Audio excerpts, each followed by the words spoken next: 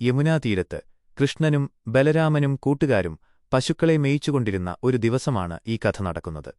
അസുരന്റെ വരവ് കൃഷ്ണനെ വധിക്കാൻ കംസനയച്ചതായിരുന്നു വത്സാസുരനെ. പശുക്കൂട്ടത്തിന്റെ ഇടയിൽ പെട്ടെന്ന് ഒരു പുതിയ പശുക്കിടാവ് പ്രത്യക്ഷപ്പെട്ടു. മറ്റുള്ളവരോടൊപ്പം പുല്ലു തിന്നുന്നതായി അഭിനയിച്ച് കൃഷ്ണൻ അടുത്തുവരുമ്പോൾ ആക്രമിക്കാനായിരുന്നു അസുരന്റെ പദ്ധതി. കൃഷ്ണന്റെ തന്ത്രം കൂട്ടത്തിൽ കലർന്ന അസുരനെ കൃഷ്ണൻ ഉടനെ തിരിച്ചറിഞ്ഞു. അവൻ തന്റെ അടുത്തേക്ക് വരുന്നതുവരെ കൃഷ്ണൻ ഒന്നും അറിയാത്ത ഭാവത്തിൽ നിന്നു. അസുരൻ തൊട്ടടുത്തെത്തിയപ്പോൾ കൃഷ്ണൻ പെട്ടെന്ന് അതിന്റെ പിൻകാലുകളിൽ പിടിച്ച് വായുവിൽ വട്ടം കറക്കാൻ തുടങ്ങി. അന്ത്യം ശക്തിയായി വട്ടം കറക്കിയ ശേഷം കൃഷ്ണൻ അസുരനെ അടുത്തുള്ള ഒരു വലിയ വിളാമ്പഴ മരത്തിലേക്ക് കപ്പിത്താ ട്രീ അടിച്ചുതെറിപ്പിച്ചു.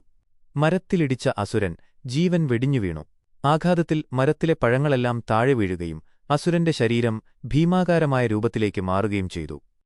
ഇത് കണ്ടുനിന്ന ഗോപാലന്മാർ അത്ഭുതപ്പെടുകയും ദേവന്മാർ ആകാശത്തുനിന്ന് പൂമഴ പെയ്യിച്ച് കൃഷ്ണനെ സ്തുതിക്കുകയും ചെയ്തു.